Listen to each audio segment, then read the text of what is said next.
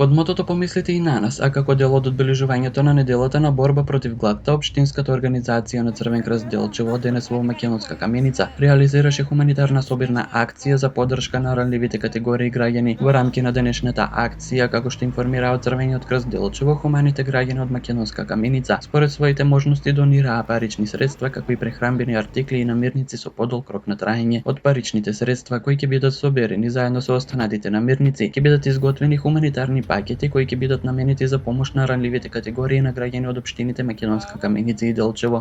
Општинската организација на Црвен крст Делчево по повод недела на одбележување за борбата против гладта денес организираше настан во Македонска Каменица на кој што учествуваат членовите односно волонтерите на Младинскиот клуб на Црвениот крст во Македонска Каменица.